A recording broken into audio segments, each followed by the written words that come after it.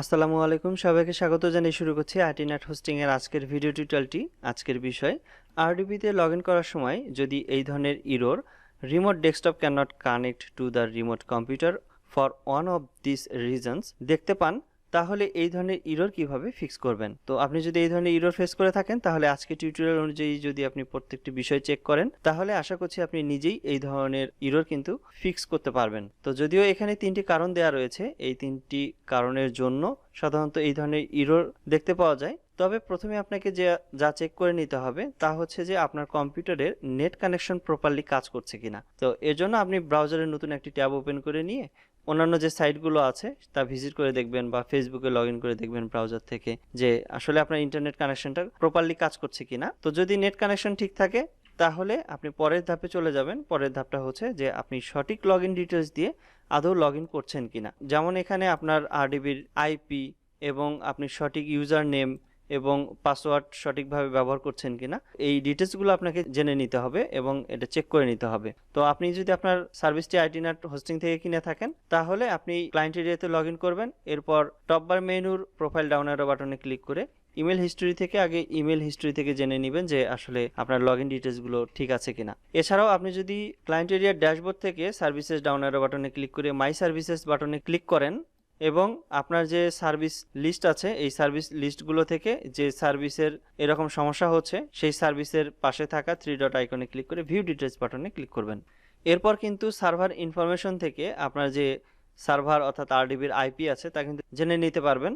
এবং যদি আপনি রুট ইউজার হিসেবে আপনার লগ ইন করতে চান অর্থাৎ অ্যাডমিনিস্ট্রেটর, তাহলে আপনি এখানে অ্যাডমিনিস্ট্রেটর ইউজার নেম ব্যবহার করবেন। আর যদি এই অ্যাডমিনিস্ট্রেটর থেকে যদি আপনি আরডিবিতে কোনো ইউজারে লগ ইন করতে চান, তাহলে সেই ইউজার নেমটি ঠিক আছে কিনা তা আপনাকে প্রপারলি চেক করে নিতে হবে। এরপর যদি ভুল পাসওয়ার্ডের কারণে এরকম লগ ইন সমস্যা হয়, তাহলে আপনি কিন্তু এখান থেকে পাসওয়ার্ড কিন্তু চেঞ্জ করতে পারবেন। যেমন পাসওয়ার্ড চেঞ্জ করার জন্য এখানে স্ক্রল করে এসে সেটিংস বাটনে ক্লিক করবেন। এরপর এই যে চেঞ্জ পাসওয়ার্ড এই অপশন থেকে পাসওয়ার্ড দিয়ে আপনি চেঞ্জ করে নেবেন। এবার আপনার ভিপিএস সার্ভারটি রিবুট দিবেন অথবা স্টপ করে স্টার্ট করবেন। যদিও এই ধরনের ভিডিও আমাদের ইউটিউব চ্যানেলে দেওয়া আছে, আপনি সেই ভিডিওটি দেখে কিন্তু জেনে নিতে পারবেন যে আসলে কিভাবে পাসওয়ার্ড চেঞ্জ করতে হয় আরডিবি বা ভিপিএস এর। তো এরপরও যদি প্রপারলি না কাজ করে, তাহলে আপনাকে দেখতে হবে যে সার্ভারটি অন আছে না অফ আছে। তো যদি সার্ভার আপনি এখানে এরকম অফলাইন দেখেন, তাহলে এখানে স্টার্ট বাটনে ক্লিক করে আপনাকে স্টার্ট করতে হবে বা সার্ভারটি অন করতে হবে। আর যদি এখানে সাসপেন্ড থাকে, তাহলে কি কারণে সাসপেন্ড সেটা আপনি জেনে নিতে হবে যে সেটা ওভারইউজের কারণে সাসপেন্ড হতে পারে অথবা অ্যাবিউজের কারণে সাসপেন্ড হয়েছে কিনা তা চেক করে নিতে পারবেন সাপোর্ট টিকিট চেক করে। বা আপনি যদি সরাসরি আপনার হোস্টিং প্রোভাইডারের সাথে যোগাযোগ করেন, তারাও কিন্তু আপনার প্রপারলি এটি জানিয়ে দিতে পারবে যে আসলে কি কারণে আপনার সার্ভারটি অফলাইন আছে বা কি কারণে আপনি এই ধরনের ইরর ফেস করছেন। তো যদি এখানে আপনি অফলাইন দেখেন, তাহলে সিম্পলি এখানে যে স্টার্ট বাটন আছে এখানে ক্লিক করবেন এবং এখানে অপেক্ষা করতে হবে কিছুক্ষণ, কারণ সার্ভারটি অন হওয়ার জন্য। তো কোনো কারণে যদি এখানেও ক্লিক করে কাজ না হয়, তাহলে পুনরায় 2-3 বার ক্লিক করে দেখবেন যে আসলে সার্ভারটি অন হয় কিনা। অথবা আপনি ডান পাশে যে অ্যাকশন মেনু আছে, অপশনালি আপনি এখান থেকে স্টার্ট ভিপিএস বাটনে ক্লিক করেও কিন্তু একই প্রসেসে আপনার ভিপিএস সার্ভারটি কিন্তু অন করতে পারেন বা স্টার্ট করতে পারেন। স্টার্ট হয়ে গেলে আপনি এই ধরনের একটি সাকসেস পপ আপ উইন্ডো দেখতে পাবেন। এরপর এখানে ওকে বাটনে ক্লিক করবেন এবং এখানে দেখতে পাবেন যে স্ট্যাটাস কিন্তু অনলাইন দেখাচ্ছে। এরপরে আপনি কিন্তু চেক করে দেখতে পারেন যে এখন লগ ইন করা যাচ্ছে কিনা।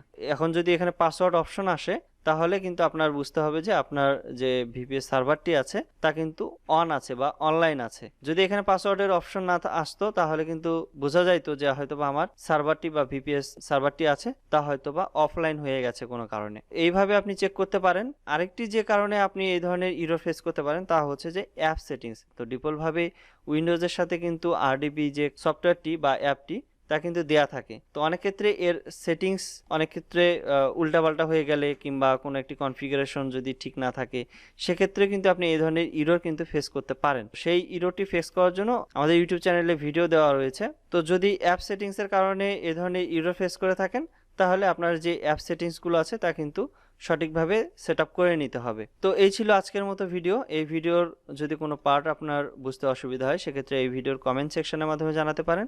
এতক্ষণ আমাদের এই ভিডিওটি দেখার জন্য আপনাকে অসংখ্য ধন্যবাদ। আপনার দিনটি শুভ হোক। আসসালামু আলাইকুম।